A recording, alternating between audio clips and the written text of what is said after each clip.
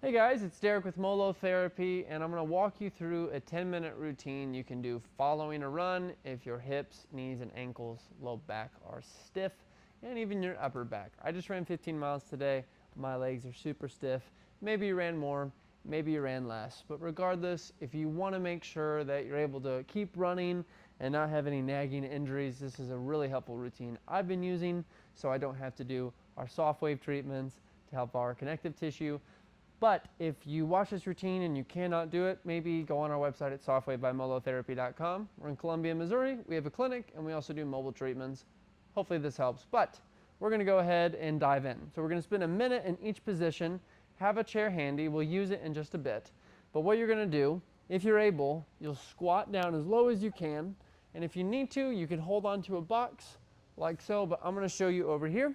I'm going to have a minute timer on my watch. And this is what we're gonna do. I'm starting the timer.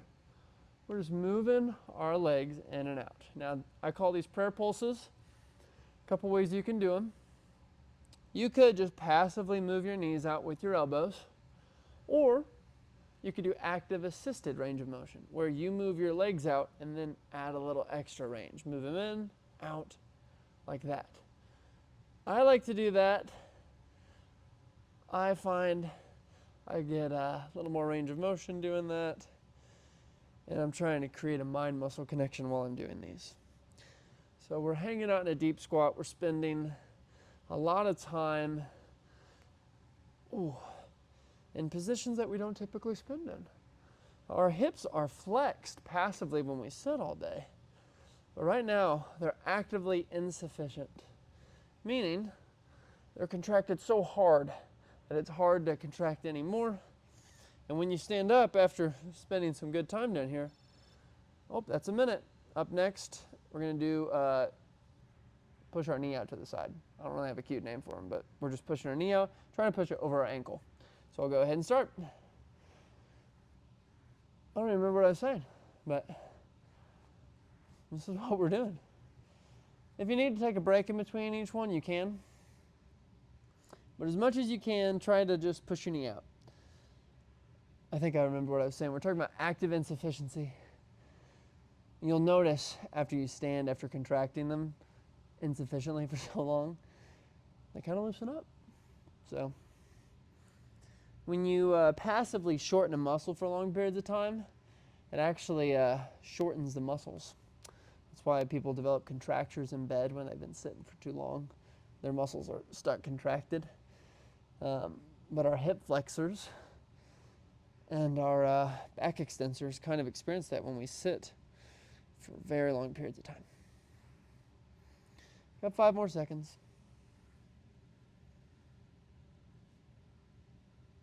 My hips are burning. I hope yours are. All right, and switch. And typically I'll do this right after I run, and I did today. But you can also do it later in the day, like how I'm doing again. I try to spend, it's going to sound crazy, but I try to spend 30 minutes in a deep squat every day and 10 minutes hanging from a bar just to decompress my spine. But in this video, we're just squatting. Pushing that knee out. Now, you could try and push your knee over your toe. I am typically working on pushing my knee out to the side. Get a little eversion action there. Lateral mobility, got 8 seconds. Going to give our hips a little break on the next one. These are called bilateral knee taps. So put your hand on the ground, touch your knees to the floor, come on up. I'm going to do a couple and then I'll show you how to do it with a chair. All right, keep going. But if you have a chair, what you do is you get your deep squat like so, holding on to the chair or a box, come on down, touch your knees, and then push yourself back. So come on down, touch your knees, push yourself back, and you slowly work to where can you keep your chest back, like this. And then can you put one hand down, touch your knees, you can alternate. But for most of us, I'm not going to even say most of us. I don't know who's watching this video. But for most people, I'd really appreciate if you could just do this. All right, up next, we're going to do thoracic rotations. Thoracic extensions, whatever you want to call them. So what you're going to do, I'm going to pause it for a sec. You reach over, grab it with the opposite side, and we just rotate. Here we go.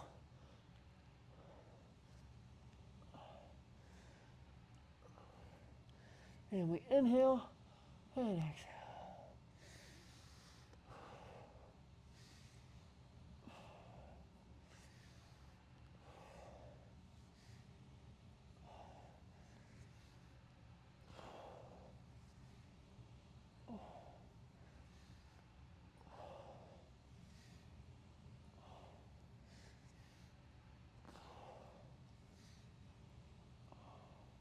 And move at whatever pace you find available. And again, if you need to pause or take a break, take a break. This is just a routine I've done, and I've had many athletes do, and they have had tremendous success.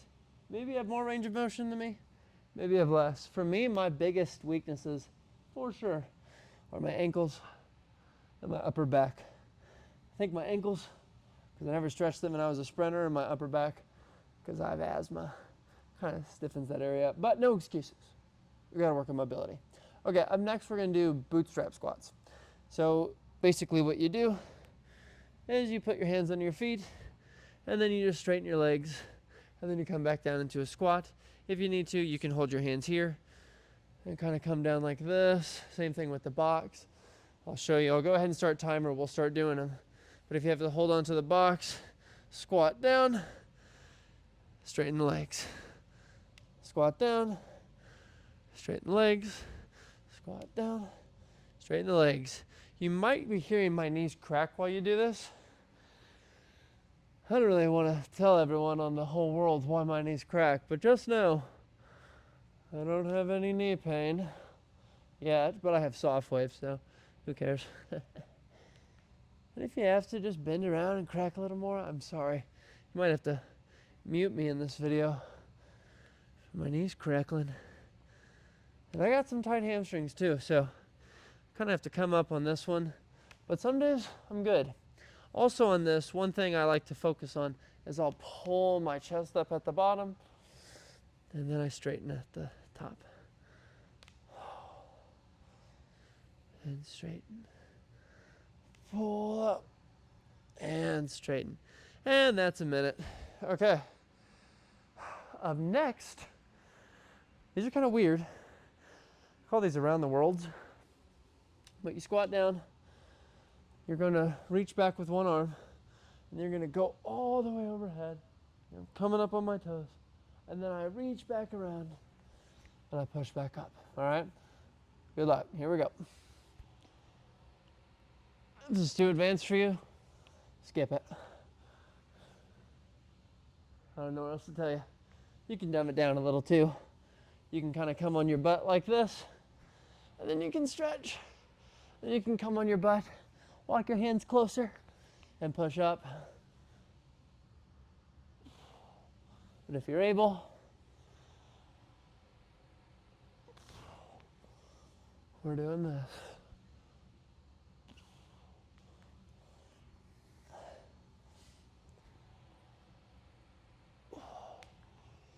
We got 20 seconds.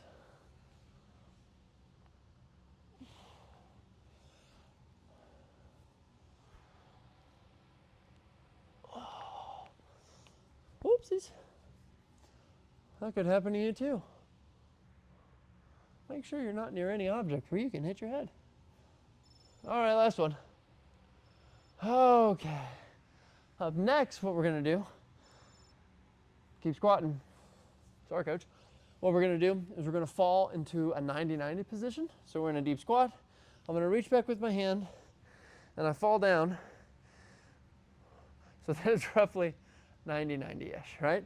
Then what you're going to do is push yourself back up into a squat. Lower on the other side. Come down to 90-90, and then push back up. If you cannot do that, then I would just encourage you, while we're sitting here, maybe just sit on your ground. Do 90-90s, work to where you can do one hand off the ground, switch till you can do no hands. You can hold your hands over your head, party like you just don't care, but we're gonna work on squatting. Here we go. And I'm starting. Sorry if you already started. You just get more reps, you're welcome. All right, that's what we're working on. Push your knees out at the top. Why? Because you can. Feels good. Alrighty. So we're trying to just make sure we have good range of motion in our hips. Trying to work on internal, external rotation. Trying to make sure our hips know how to bend while our thoracic spine is twisting as well. Just realized the angle I was at facing the camera, sorry. Oh. And we're pushing. And we're sitting. Oh, this is good. I was so sore before doing this video. I looked like I was 85 years old. It's pathetic.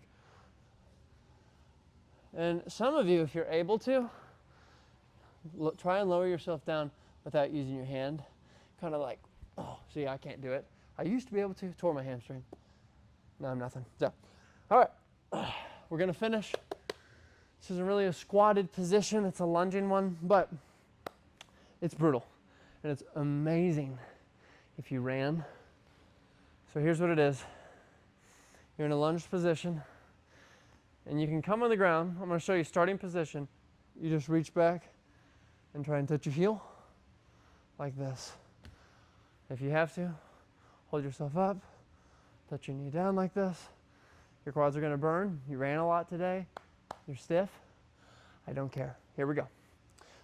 Ideal world, you're up like this. You're just reaching back. You don't have to touch your heel every time. Maybe I'm saying that because I can't right now. Sorry. But usually I can. And if you're able to, just hold it the whole time. You're up. Feel a nice stretch. Also, don't force it, guys. Unless you're getting paid to run, which if you're watching this video, you probably aren't. Maybe you are, sorry. If you're getting paid to run, really don't force it. But if you're not, don't force it. Nobody force it. What are we doing here? We're just trying to bend. Go through pain-free ranges.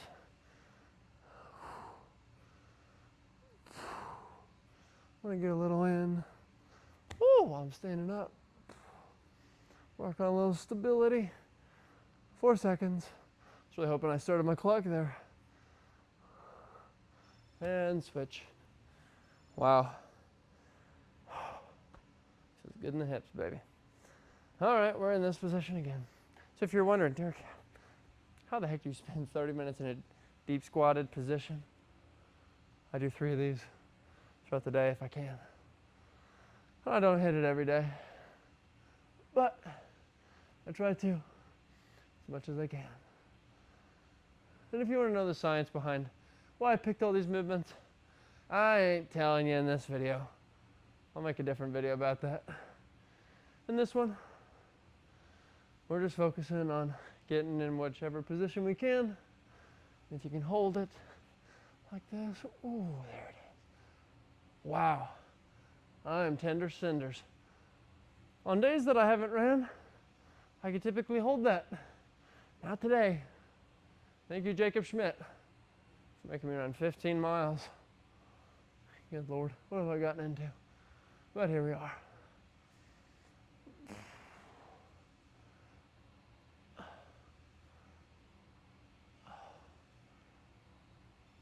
Alrighty, and there we go. If you want to, you can finish off by going to your handy dandy squat rack, which I'm sure you have. You can hang for a minute. If you actually have a bar nearby, go ahead, pause the video, situate yourself. I'm gonna go ahead and hang. If you don't have a bar, you can go ahead, take a break. We'll see you in the next one. But I have a little bar, and I'm gonna show you a little technique I like to do. I like to put my feet behind me while I hang. I'm a tall guy, but I just let them casually rest while I hang. If you have any back pain with some flexion sometimes, it's helpful to put the affected side up and kind of put all your weight in through here. If you have a bad shoulder, This might not be for you, but we're just gonna do 1 minute. Ready? And here we go. And we're just hanging.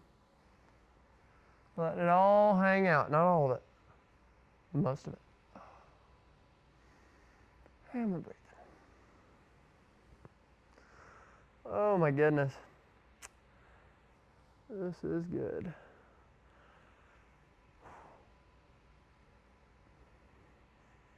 Feeling in my pecs, my lats, my neck, upper back, lower back. When I hang, I try to stretch my low back as much as I can and breathe. Get to work on grip strength while you're here and actively engage your lats while they stretch. Well, that's good. A lot of the times we have low back pain can be from tight lats. I shouldn't say a lot of the time, but don't neglect your lats. Your lats come all the way up, attaching your arm, shoulder, attach to your lower back.